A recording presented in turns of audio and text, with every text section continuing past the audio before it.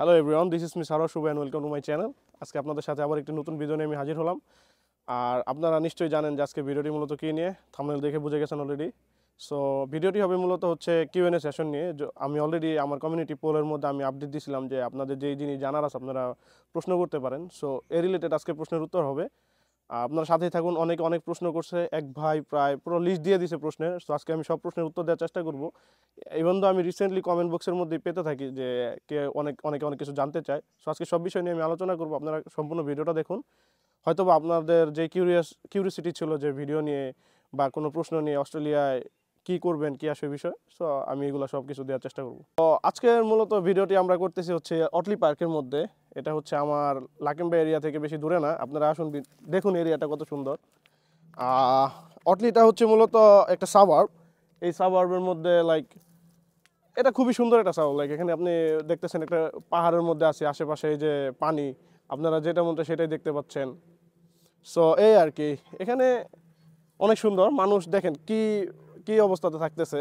মানুষ এখানে এনজয় করার জন্য আসে, উইকেন্ডে ঘোরাঘুরির জন্য আসে। তো আজকে ভাবলাম যে আপনাদের সাথে এই ভিডিওটি এই উইকেন্ডের মধ্যে হয়তো এই অটলির মধ্যেই করি আর কি।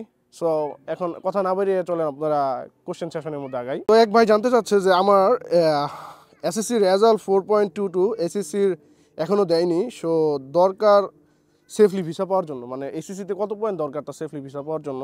এখন আমি যদি আপনাদেরকে বলি যে এসএসসিতে 4.22 ইজ এ গুড রেজাল্ট। এসএসসিতে যদি আপনি 4 পয়েন্টের বেশি পাইতে পারেন তাহলে বেস্ট। আর রেজাল্ট আসলে অত বেশি ম্যাটার করে না, কারণ ওরা এটা ওদের কোয়ালিফিকেশন অনুযায়ী ইকুইভ্যালেন্ট করে ইউনিভার্সিটিগুলো। So end of the day আপনার এসএসসি একাডেমিক রেজাল্ট একটা ম্যাটার করে, বাট আপনার আইএলটিএস এর রেজাল্টটা বেশি ভ্যারি করে। আপনি চেষ্টা করেন যত আইএলটিএস একটা ভালো রেজাল্ট করতে পারেন, তাহলে হয়তো আপনি ভিসা পাওয়ার পসিবিলিটি বেশি থাকবে। প্রশ্নটা করছে হচ্ছে বর্তমান আইন অনুযায়ী কত টাকা সলভেন্সি দেখানো ভিসার জন্য সেফ। আসলে সলভেন্সিটা ডিপেন্ড করে হচ্ছে আপনার এক বছরের টিউশন ফিস, আর হচ্ছে আপনার পুরো টিউশন ফিজের মধ্যে যে টাকাটা দিয়ে আসবেন, আর হচ্ছে কি আপনার এক বছরের অ্যাকোমোডেশন।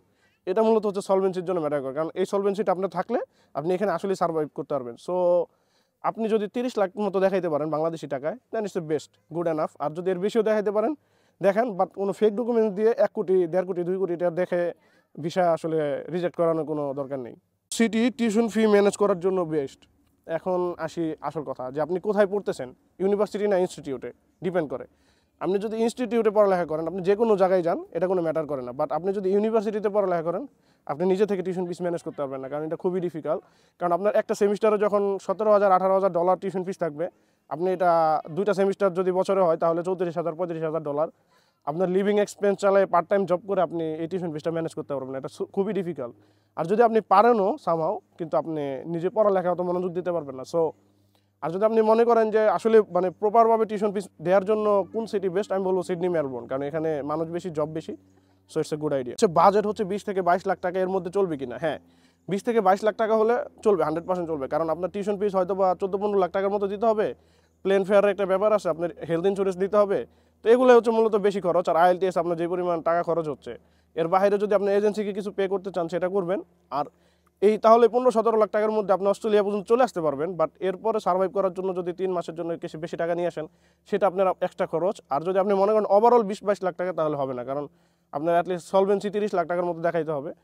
এটা আপনি করতে পারেন, আপনি কোনো এজেন্সি বা কোনো কাছের নিকটাত্মীয় কোনো আত্মীয়র সাথে কথা বলে ওদেরকে টাকা দিয়ে যদি আপনি সলভেন্সি দেখাইতে পারেন কোনো ব্যাংকের থ্রুতে, তাহলে আপনি এটা পসিবল 20-22 লাখ টাকার মধ্যে। এখন বলছেন যে যদি ভিসাতে যদি নো ফার্দার স্টে কন্ডিশন দেওয়া থাকে, তাহলে কি আমি এখানে স্টে করতে পারবো কিনা? না, কোনো মতেই সম্ভব না, এক্সেপ্ট আপনি যদি প্রোটেকশন ভিসা অ্যাপ্লাই না করেন, যেটা শেল্টারের কথা বলা হয়। আর ইদানিং যে বিষয়টা করছে যে আপনার স্টুডেন্ট ভিসার মধ্যে আরও 2টা নিয়ম বের করছে, যে সাবক্লাস 500-এর মধ্যে যারা আছে তারা তো টিআরের পরে আবার স্টুডেন্ট হতেই পারবে না, তাদের অপশন হইতে হবে। আর সেকেন্ড অপশন হচ্ছে যারা ট্যুরিস্ট ভিসা আসতেছে, যেটা আপনি বললেন যে ম্যাক্সিমাম হচ্ছে ট্যুরিস্ট ভিসার মধ্যে নো ফার্দার স্টে দেওয়া থাকে। সাপোজ আপনাকে ইনভাইটেশন দিয়ে নিয়ে আসলো, এরপরে আপনার নো ফার্দার স্টে আপনার ভিসাতে, আপনি কী করবেন? সো এই জন্য আপনার এটা করতে হবে যে নো ফার্দার স্টে দেওয়া থাকলে আপনি আর এখানে অ্যাপ্লাই করতে পারবেন, স্টুডেন্ট ভিসা কনভার্ট হওয়ার কোনো অপশন নাই। সো আপনাকে ওভারসিজ যেতে হবে, দেন আবার অ্যাপ্লাই করতে হবে। যে ভিসা যদি রিফিউজ খায় তাহলে কি বারবার অ্যাপ্লাই করা যাবে কিনা? এটা না, এরকম না। আপনার হয়তো বা একটা ভিসা রিজেক্ট হওয়ার পরে আপনার 6 মাসের মতো হোল্ড করতে হয়, আবার আপনি অ্যাপ্লাই করতে পারেন। বাট যখন আপনার একবার অস্ট্রেলিয়া ভিসাতে রিজেকশন চলে আসে, নেক্সট টাইম ভিসা পাওয়ার সম্ভাবনা খুবই কম। বাট এমন না যে আমি বলতেছি পাবেন না, বাট পায়, বাট সম্ভাবনা একটু কম। এরপরে আপনি যে প্রশ্নটা করছেন সেটা হচ্ছে স্টুডেন্ট থাকা অবস্থায় কোনো স্পন্সর বিষয়ে মুভ হওয়া ব্যবস্থা থাকলে সেটা কিভাবে, আর এটা কি নো ফার্দার স্টের রুলসের আয়ত্তে আসবে কিনা। 100% নো ফার্দার স্টের আয়ত্তে আসবে, কারণ নো ফার্দার স্টে মানে হচ্ছে আপনি এখানে স্টে করতে পারবেন না। দ্যাট মিনস আপনার এখান থেকে ওভারসিজ যেতে হবে, আপনি এখানে থাকার কোনো সম্ভাবনা নাই। বাট আপনি যদি স্টুডেন্ট ভিসাও থাকেন, হ্যাঁ অবভিয়াসলি আপনি স্পন্সর বিষয়ে মুভ করতে পারবেন, কিন্তু সেটা ডিপেন্ড করে আপনি কি স্পন্সরে মুভ করতেছেন। লাইক আপনি যেখানে স্পন্সরে মুভ করতেছেন তাদের রিকোয়ারমেন্ট কি। আপনি যদি স্টুডেন্ট থাকা অবস্থা আবার স্কিল্ডও হয়ে যান, যেমন আপনি যদি কিচেনে কাজ করেন, আপনি যদি শেফ হন, আপনার 3 বছর এক্সপিরিয়েন্স থাকলে আপনি যদি স্কিল অ্যাসেসমেন্ট করাইতে পারেন, তাহলে আপনি যদি কোনো একটা সাবজেক্টে পড়া অবস্থায় আপনি চাইলে আরেক বিষয় চেঞ্জ করে আপনি স্পন্সরে পারবেন, কারণ এটা আপনার যে রেস্টুরেন্ট ওনার সে আপনাকে স্পন্সর করবে, সো এটা কোনো ম্যাটার করে না। অস্ট্রেলিয়ার ইকোনমির অবস্থা কবে নাগাদ ঠিক হবে বা ঠিক হওয়ার সম্ভাবনা আছে কিনা। আসলে এই ওয়েস্টার্ন কান্ট্রিগুলোর ইকোনমি প্রায় সেম, সব সেম, কারণ ওরা হচ্ছে আমাদের মতো স্টুডেন্টদের আনবে, এদের দিয়ে দেশ চালনা করবে, চলবে, ওদের সব ন্যাচারাল রিসোর্স আছে। সো ইকোনমির অবস্থা এখন অনেক মানুষ ঢুকতেছে দেখে মনে হচ্ছে যে ডিফিকাল্ট, বাট সবাই কাজ করতেছে, চলতেছে, যত মানুষ আসতেছে তত মানুষ বেশি ইনকাম করতেছে। সো সিম্পল হিসাব, ইকোনমির অবস্থা এখন একটু ডিফিকাল্ট, মানুষ এসে একটু কাজ পাইতে ডিফিকাল্ট হয়ে যাচ্ছে, বাট আমার মনে হয় এটা সবসময় থাকবে। অস্ট্রেলিয়ার যে ভিসা নীতি চালু আছে, পড়াশোনা শেষে কি থাকতে পারবো, কত পার্সেন্ট চান্স যে থাকতে পারবো, যদি এই রিস্ক নিয়ে যাই থাকতে পারবো কি না, তাহলে কি আমেরিকা যেতে পারি। আপনার কি মতামত, এটা হাস্যকর ভাই, আপনি আমেরিকা যেতে পারবেন কি না বা আমার কি মতামত এটা আসলে ম্যাটার করেই না, এটা আপনার উপরে, আপনি কি করবেন।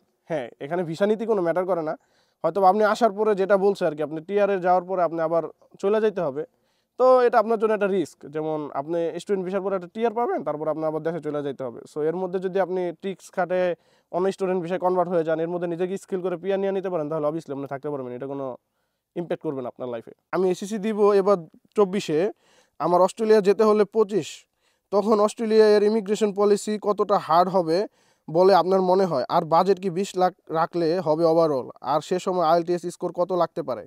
আপনারা জানেন যে আইএলটিএস এর স্কোর নিয়ে এখন একটা মানে নতুন রুলস চালু করছে, যে যেটা আগে 6 পয়েন্ট লাগতো সেটা এখন 6.5।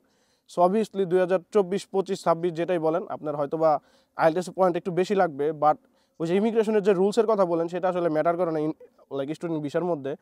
হ্যাঁ, এখন অনেক বেশি স্টুডেন্ট নিয়ে নিচ্ছে দেখে ওরা বলতেছে যে আমরা এটা ডিক্রিজ করে দিচ্ছি, বাট আপনি যদি এখন রিসেন্ট টাইমে ফেসবুক গ্রুপগুলোতে চেক করেন, অনেক মানুষ ভিসা পাইতেছে।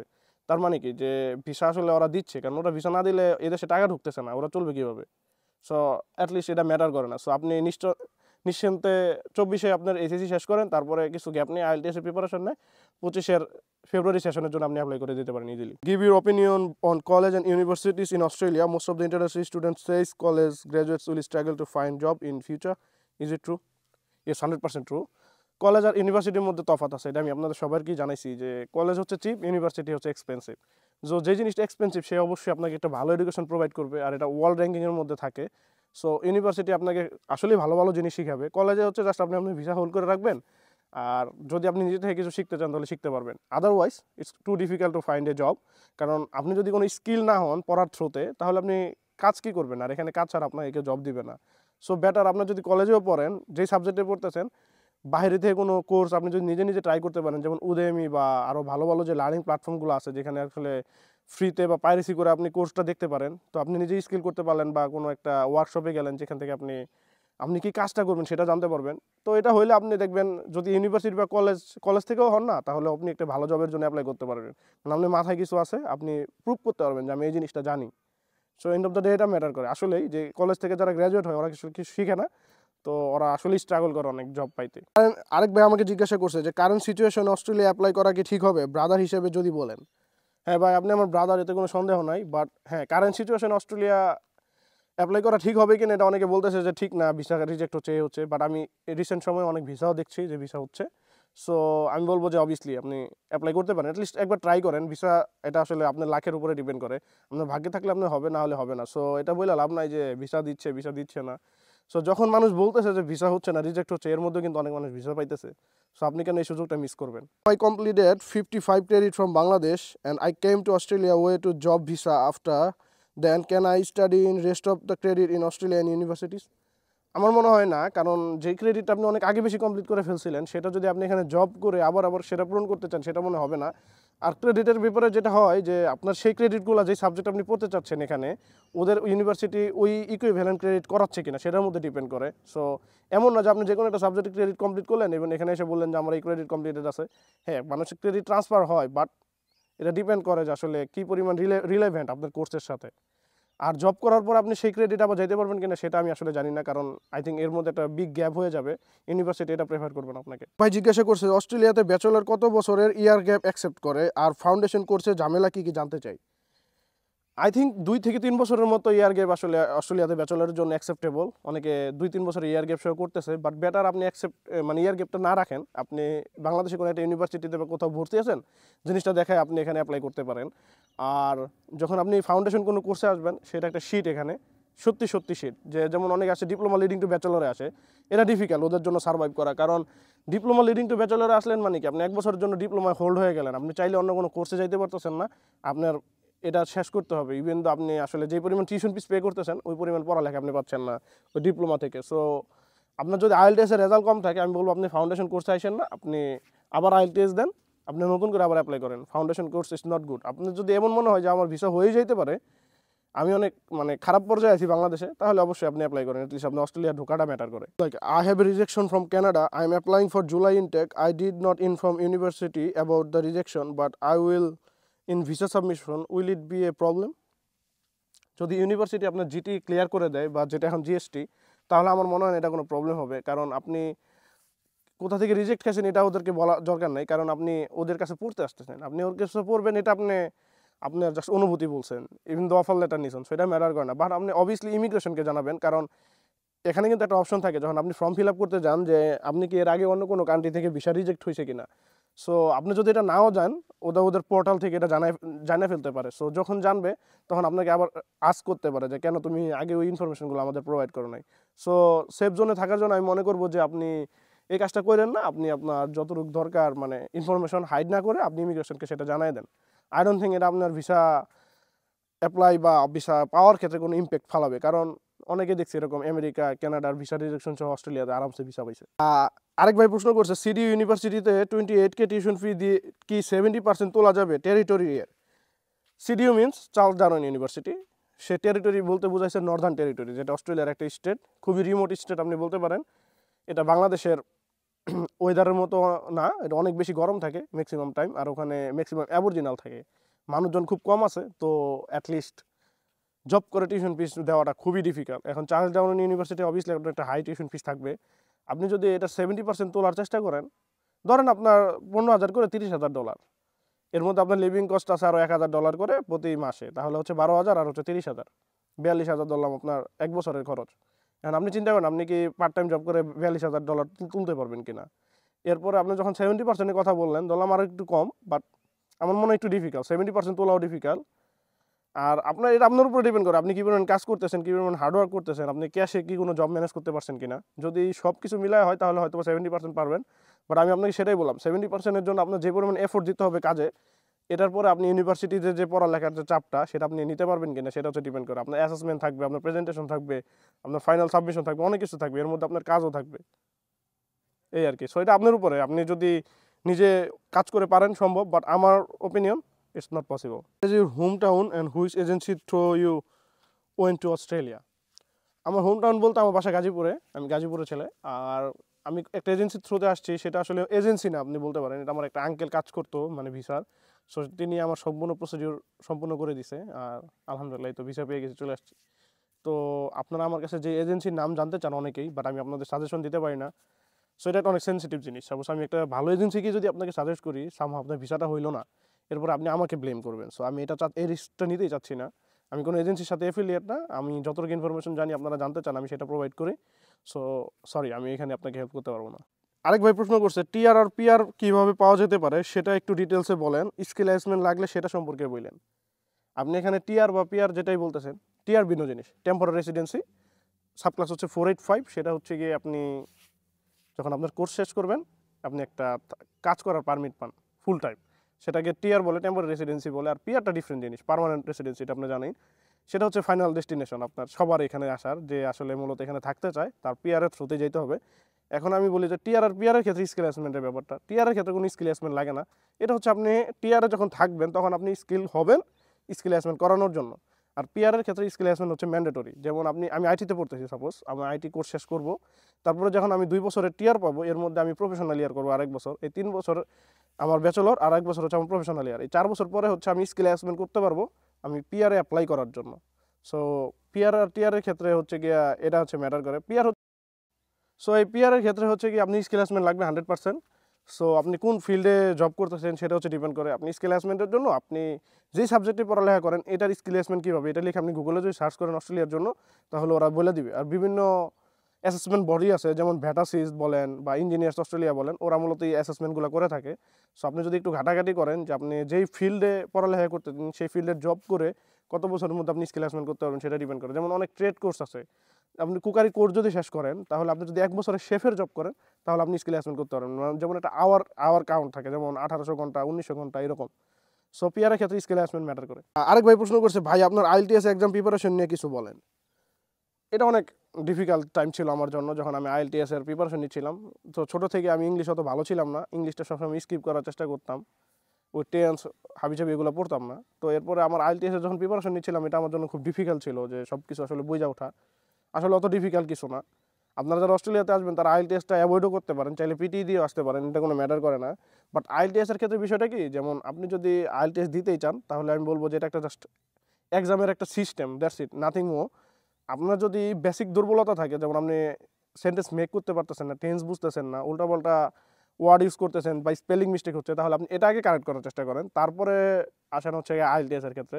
এটার মধ্যে 4টা সেকশন, লিসেনিং, রিডিং, রাইটিং আর হচ্ছে স্পিকিং। তো স্পিকিংটা হচ্ছে আপনার প্রথম জড়তা থাকবে যদি আপনি আসলে ইংলিশ মিডিয়াম থেকে বিলং না করেন বা বাংলা মিডিয়ামে আপনি ইংলিশে অত বেশি কথা না বলেন, তাহলে আমি বলবো যে আপনি আপনার সারাউন্ডিংস নিয়ে কথা বলা আগে শুরু করেন, আয়নার সামনে নিজের সাথে প্র্যাকটিস করেন। আর রাইটিং পার্টটা একটু ইজি জিনিস, অত বেশি ডিফিকাল্ট না। আপনি যদি একটু এসে লিখতে পারেন তাহলে আপনি রাইটিং লিখতে পারবেন।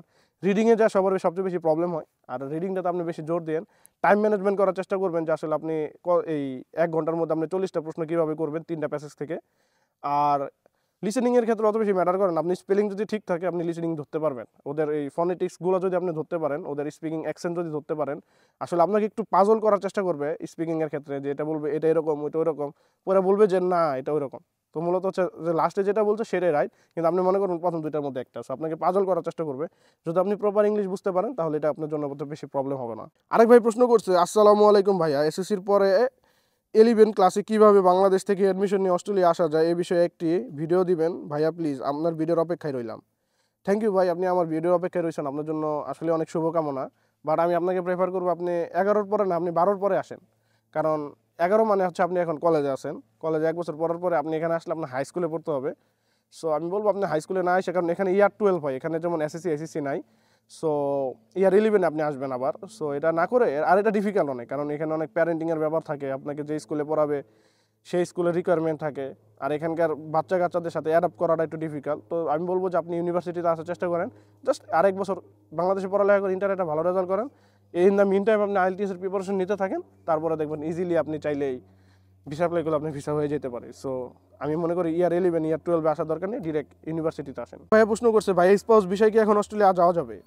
হ্যাঁ ভাই, আপনি স্পাউস ভিসা আসতে পারবেন। এখন আপনার স্পাউসের আগে অস্ট্রেলিয়া ভিসা পেতে হবে, বা আপনি যদি চান আপনার ওয়াইফের সাথে ডিরেক্টলি অ্যাপ্লাই করতে পারবেন, ব্যাচেলর মাস্টার হওয়াতে আপনি আসতে পারবেন। ইভেন তো আপনি যদি স্পাউস হয়ে থাকেন আপনার কোনো এডুকেশনাল কোয়ালিফিকেশনের দরকার নেই, আপনার ওয়াইফের থ্রুতে আপনি ডিপেন্ডেন্ট হিসেবে চলে আসবেন।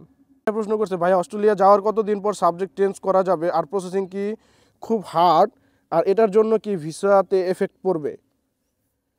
না, ডিপেন্ড করে যে আপনি আসলে রুলসটা মানতেছেন কিনা। ভিসাতে এফেক্ট পড়বে যখন আপনি নতুন ভিসা অ্যাপ্লাই করতে যাবেন, তখন এফেক্ট পড়তে পারে। যেমন আপনি আসছেন আজকে, কালকে আপনি কোর্স চেঞ্জ করে ফেললেন, এরকম নেই। এখানে একটা 6 মাসের রিকোয়ারমেন্ট আছে যে আপনি 6 মাস পরে চাইলে কোর্স চেঞ্জ করতে পারবেন, এর আগে না। সো এর মধ্যে যদি আপনি আইসেই বলেন আমি চেঞ্জ করে ফেলবো, হ্যাঁ আপনি আরেকটা সি ইউনি আপনি ক্লাস করতে পারবেন, যখন আপনি এদের সাথে আর কমিউনিকেট করবেন না নতুন ইউনির সাথে, যে যাদের সাথে আপনি আসছেন, তো ওরা আপনার সিওটা অটোমেটিক ক্যান্সেল করে দেবে, যেহেতু আপনার নামে আরেকটা সি অলরেডি ইস্যু হয়ে আছে। সো আপনি ওখানে কন্টিনিউ করতে পারবেন। ইন দ্য মিন টাইম আপনি যে 3 বছরের ভিসা পাইছেন, এর মধ্যে যদি আপনার কোর্সটা শেষ করে ফেলতে পারেন তাহলে আপনার প্রবলেম হবে না আশা করি, কারণ আপনি তখন আবার নতুন পাথওয়েতে টিআরের জন্য অ্যাপ্লাই করে ফেলবেন। বা এখানেই যদি আপনি এই ভিসা থেকে যদি আপনি এক্সটেনশন করেন, তখন ওরা প্রশ্ন করবে যে তুমি তো এখানে পড়ার জন্য আসো নাই, তাহলে তুমি কেন এটা মানে এটা চেঞ্জ করছো বা কি আসবে, সেটা একটা প্রবলেম হইতে পারে। আরেকটা জিনিস যেটা আপনার মাথায় রাখতে হবে সেটা হচ্ছে একিউএল লেভেল, অস্ট্রেলিয়ান কোয়ালিফিকেশন লেভেল, যে আপনি যদি ব্যাচেলরে আসেন তাহলে আপনার ব্যাচেলরেই থাকতে হবে, বা মাস্টার্সে আসলে আপনার মাস্টার্সেই থাকতে হবে। এটা কেন? কারণ একিউএল লেভেলের মধ্যে ডিপ্লোমার লেভেল হচ্ছে গিয়ে 5, ব্যাচেলরের 7 আর মাস্টার্সের জন্য 9। সাপোজ আপনি চিন্তা করলেন আমি বাংলাদেশ থেকে মাস্টার্সে আসছি এখানে অস্ট্রেলিয়াতে, বাট আমি এখন মাস্টার্স করবো না, আমি এটা ডিপ্লোমা করবো টিউশন ফিস কমানোর জন্য, তাহলে কিন্তু আপনি ডাউনগ্রেড করলেন, আপনি 9 থেকে 5-এ চলে আসলেন। এখানে আপনি ইন দ্য মিন টাইম আপনি ভিসা ব্রিচ করলেন, কারণ এটা কিন্তু রুলসের মধ্যে নাই, সো আপনি এটা করতে পারেন না। তো আপনি যদি এটা করেনও আপনার এটা ফিউচারে ডিফিকাল্টিস ফেস করতে হবে আমি মনে করি। প্রশ্ন করছে ব্যাংক স্টেটমেন্টটা কতদিন হলে সেফ আর মিনিমাম কতদিন হলে অ্যাকসেপ্টেবল? অ্যাটলিস্ট 3 থেকে 4 মাসের মতো রাখেন ব্যাংক স্টেটমেন্টটা, এটা বেশি ম্যাটার করে। আর রেগুলার ট্রানজেকশন করার চেষ্টা করেন যাতে মনে হয় না এটা ফেক। আরেক ভাই প্রশ্ন করেছে বাই স্টুডেন্ট ভিসায় আসতে কতদিন লাগে? এটা যতদিনের মধ্যে আপনি ভিসা হয় ততদিন, বাট মিনিমাম আপনি 3 মাস ধরে রাখেন, কারণ আপনি যখন ভিসা অ্যাপ্লাই করবেন ওরা একটা রেজাল্ট দিবে, এর আগে আপনার মেডিকেলের ব্যাপার আছে, বায়োমেট্রিক্সের ব্যাপার আছে, আর ফাইনাল সাবমিশন আছে, সব কিছু মিলে অ্যাটলিস্ট 3 মাসের মতো ধরে রাখেন আফটার আপনার আইএলটিএস দেওয়া, অফার লেটার পাওয়া পর্যন্ত। ভাই ফেব আর জুলাইয়ের মাঝে ভ্যাকেশন কেমন থাকে? অ্যাকচুয়ালি ফেব্রুয়ারি আর জুলাইয়ের মাঝে অস্ট্রেলিয়াতে ভ্যাকেশন থাকে না মূলত, কারণ হচ্ছে ফেব্রুয়ারি থেকে একটা ইনটেক শুরু হয় জুলাই পর্যন্ত, জুলাইয়ের পরে আরেকটা ইনটেক শুরু হয় সেপ্টেম্বর পর্যন্ত, আর মূলত মেইন ভ্যাকেশনটা শুরু হয় আফটার সেপ্টেম্বর জানুয়ারি। তো মূলত অস্ট্রেলিয়ার ভ্যাকেশনটা হয় সেপ্টেম্বরের পর থেকে। সো মানুষ চাইলে ওখানেও একটা সাবজেক্ট নিতে পারে, বাট ওই জুলাইয়ের পর্যন্ত, ফেব্রুয়ারি থেকে জুলাই পর্যন্ত কোনো ব্রেক নাই মূলত। প্রশ্ন করছে, আর এটাই হয়তো বা লাস্ট প্রশ্ন, যে ভাই আমি যদি তাহলে অস্ট্রেলিয়ার ব্যাচেলর কমপ্লিট করি, আফটার দ্যাট মাস্টার্সের জন্য অ্যাপ্লাই করতে পারবো না? 100% আপনি পারবেন। আপনি এখানে যতক্ষণ মন চায় ততক্ষণ পড়ালেখা করতে পারবেন, bachelor, masters, PhD, what ever. At least আপনি গভর্নমেন্টকে ট্যাক্স পে করতেছেন, আপনি সেফ সাইডে আছেন, এটা কোনো প্রবলেম না। সো হ্যাঁ, এটা আপনার উপরে ডিপেন্ড করবে আপনি কী করতে চাচ্ছেন। বাট এখানে বেশি পড়ালেখা করতেছেন তার মানে কি আপনি বেশি টাকার টিউশন ফিস পে করতেছেন, এটাই নর্মাল। ইভেন দো আপনি যদি মাস্টার্স করেনও আপনি পয়েন্ট গেইন করতেছেন, যেমন আপনি পিআরের জন্য সেটা হেল্প করবে আর কি। আপনারা সম্পূর্ণ যে জিনিসটা দেখলেন, যে আমি আপনাদের সাথে কিউএনএ সেশনটা করার চেষ্টা করলাম, যে কী আসে এই বিষয় মূলত, আপনারা যে প্রশ্নগুলো করছেন সেগুলোর উত্তর দেওয়ার চেষ্টা করছি। আপনাদের আরও যদি কোনো প্রশ্ন থাকে আপনারা জানান, অথবা নেক্সটে এটাও রিপ্লাই দেওয়ার চেষ্টা করবো। আর আমার 12,000 সাবস্ক্রাইবার হয়ে গেছে ইউটিউবে, সো এর জন্য আসলেই ধন্যবাদ যে আপনারা ছিলেন দেখে সম্ভব হয়েছে। আদারওয়াইজ আমি জাস্ট নর্মাল একটা র্যান্ডম ছেলে, যেটাকে কেউ চিনতো না, আমি আপনাদের জন্য শুধু ইনফরমেটিভ ভিডিও বানানোর চেষ্টা করছি, আর আপনারা আমাকে সাপোর্ট করছেন। থ্যাংক ইউ সো মাচ এই জন্য। এই ভিডিও এই পর্যন্ত, আপনারা সবাই ভালো থাকবেন, আমার জন্য দোয়া করবেন, আর ইনশাল্লাহ নেক্সট কোনো ভিডিওতে দেখা হবে। আসসালামু আলাইকুম।